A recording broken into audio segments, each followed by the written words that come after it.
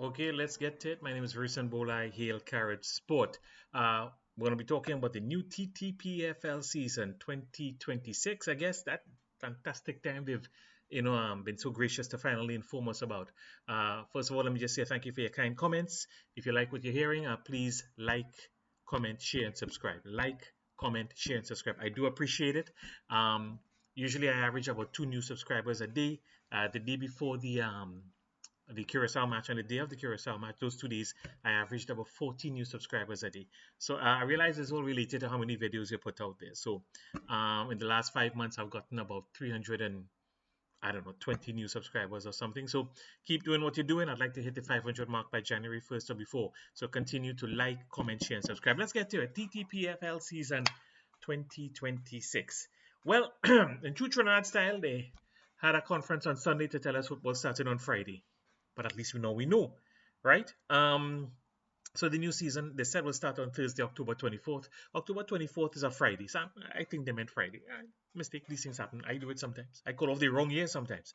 There will be 12 teams, and the competition will run from October to March, along with a KO tournament. Now, forgive my English, I don't know, along with a KO tournament, does that mean it's from October to March, or the KO tournament will extend it beyond March? I don't know, but usually our football is October to March. It's a very short season, as you can see. Well, let's get it. Trinidad football is not perfect. The TTPFL is far from perfect. And let's talk. Let's talk about the pros.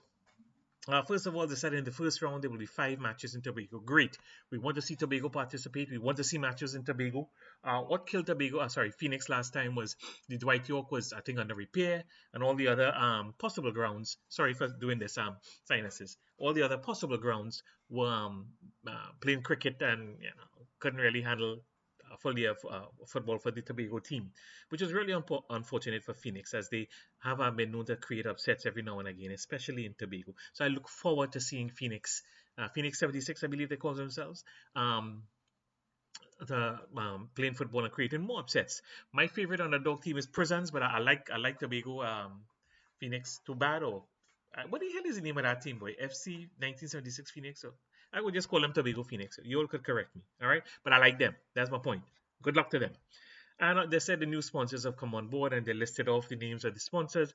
And that's great too, because new sponsors means better league, more money. And I hope those guys will get some good prize money, especially for individual performances.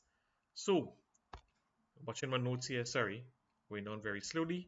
A fella called Jameson Riggs, forgive my pronunciation of his name, the TT Vice President and Chairman of the Competitions Committee, said basically he and the TTPFL CEO basically said, the bar is being raised and football is evolving. I don't know how this bar is raised, and maybe it's limbo bar or something, I don't know. Football is slowly evolving. Well, fair enough, they see an evolution. If you're supposed to be here and you're here, well, if you're here, you've evolved. From here to here, you have evolved. We have a lot more evolving to do, and I realize these guys. First of all, football administration in Trinidad is not an easy task. TTFA, TTPFL, it is not easy. It is easy to talk from the outside looking in. And these gentlemen, what are they going to say? Look, is a set of crap going on here? We're doing the best we could, give we a break? No, they can't say that. They have to speak in a very eloquent manner and try to push forward whatever pros they can find. I hope all of you stupid and they know what's going on. Evolution, eh? All right. Let's talk about this evolution. We have a league where, let me put it to you this way. Well, they catch me, I forget to write down the problems. But I know it off the top of my head. We have a league where we've had no FA Cup for 5 years. We have a league where players are showing up at grounds and being told the games are somewhere else. We have a league where money's coming from the government, and really is a welfare league. No money from the government, no pro league. So there's a lot of evolving to do. I have suggestions here which will probably at the same time discuss the problems.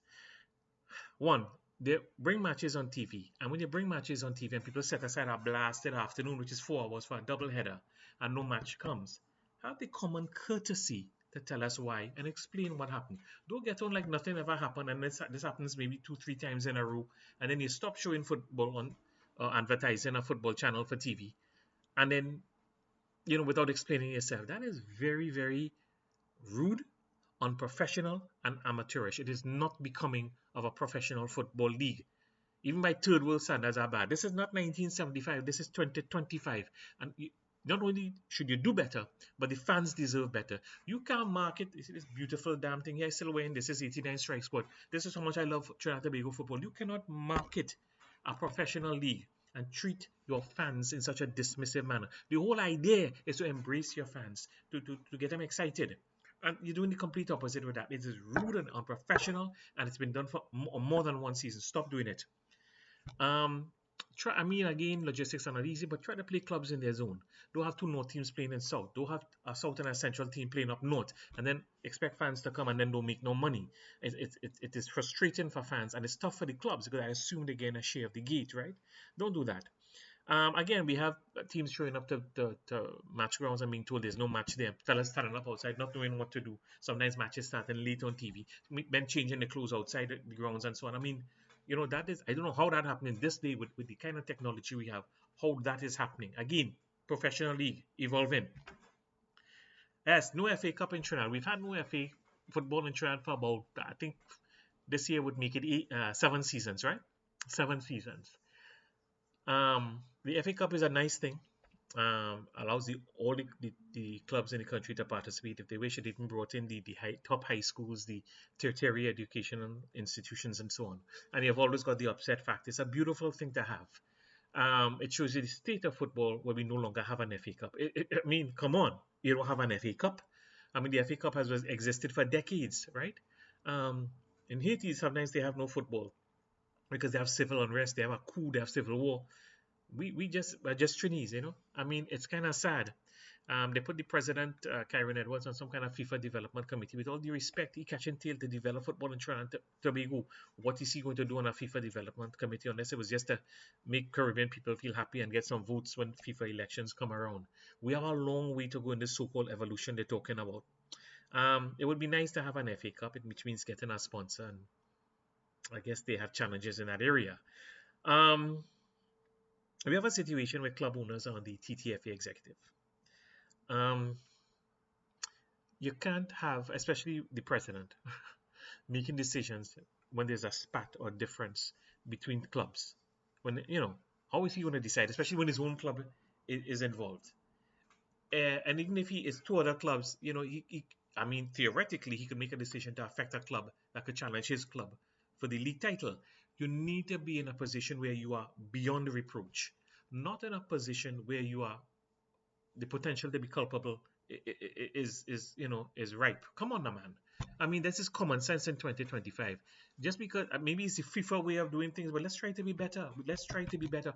How in the world can you have a TTFA executive with club owners and the FA president making decisions on players? I heard they now have a committee set up to administrate the TTPFL, which I thought that's what the TTPFL was. But me not going on. But at least set up an arbitrary committee to handle disputes between the clubs. And that committee can't involve club owners. I think that is flipping obvious. And if you don't know what I'm talking about, you disagree, or you want to debate that, you ask, after 40 years of maladministration, your bodies get fed up. Zen. Buddha. Yes, so you should not be in a position where you have to compromise yourself. We should be doing better in 2025. Again, be glad I am not the Minister of Sport. I would be, dealing with that, whether you like it or not. So that is that. We obviously have a situation where our FA struggles to make money. Our TTPFL really struggles to make money. Right now, they're selling out the stadium because they are World Cup qualifiers, and that's a wonderful thing, and I really hope that money is spent in the right place. But World Cup qualifiers will not last forever. And then what? Right? Now, the easy thing to say is regarding local clubs and the national football team is bring down quality teams. Quality teams brings out crowds and you make money. Everybody knows that. We did it for decades in Trinidad. We never once brought down a quality team and didn't make money. Arthur Sweet in the 80s brought down World Club champions Flamengo. He brought down Paulista Corinthians. He brought down Arsenal. He brought down Tottenham Hotspur, Manchester United. I think it was Manchester United. And yeah, Man U versus some of the British team to opened the FA season after the league season in 84-85. That one was not sweet. That was the TTFA. And money, money, money. They were selling out stadiums with their eyes closed. People were sitting on the steps, and then these you could oversell tickets. Um, you don't have the money to promote these games, fine. Let a promoter do it and you take a share. It's done around the world. We always did it in Trinidad. If we haven't been able to do it for the last 30 years, there's something seriously wrong with our FA. They donated little football countries like Singapore, Malaysia, and Indonesia, and we used to do it. I don't want to hear this nonsense that nobody wants to play us. That is not true. You can't find quality teams to play us. Let a promoter do it, please. You want Jamaican to come and mind we know? All right. Other ways to make money, and I wrote it down, and I have to go and look for it now. And I have found it. Yeah, yeah. You know your boy don't have the best studio in the world and thing. Trying to watch my notes and read at the same time. Now, we talked about top teams, right? At the end of the season, have our top 4 clubs play exhibitions throughout the country, bringing the creme de la creme together. For example, have the top 4 play against a college's 11, a national under 20 team, a national under 23 team. Take football to the people. Go to Point, go to the East, go to Digger Martin, play it along the East-West corridor. All right? Play it anywhere where they have a grounds where you could charge.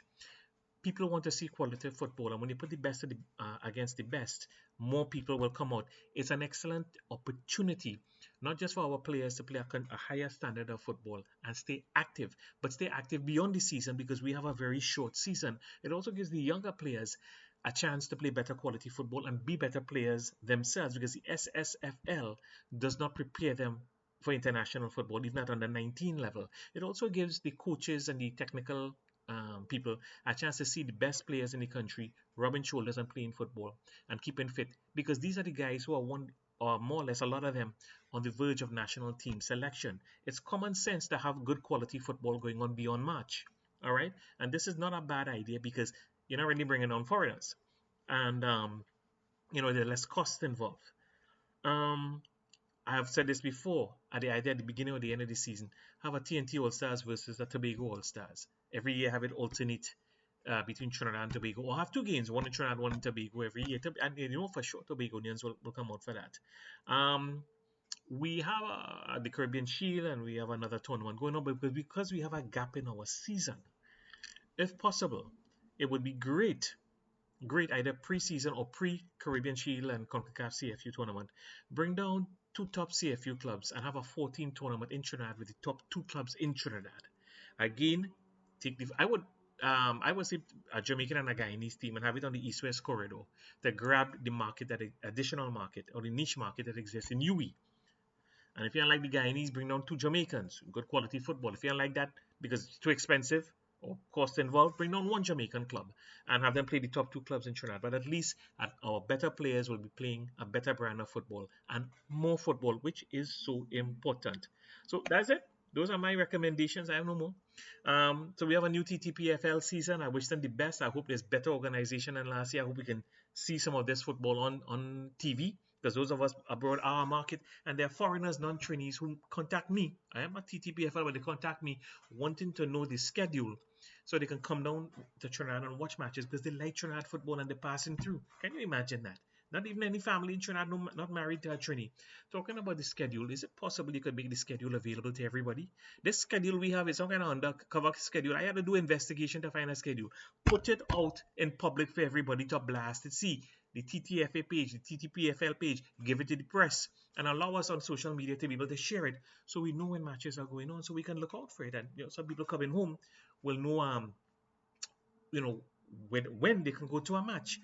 I think I've said enough. All right, forgive my attitude, but one gets fed up after 40 years of, in my youth we'd call it pull stones. I can tell you, God bless the TTFA, God bless the TTPFL, God bless the players in Trinidad and Tobago, and God bless me trying to watch some football on a live stream this year.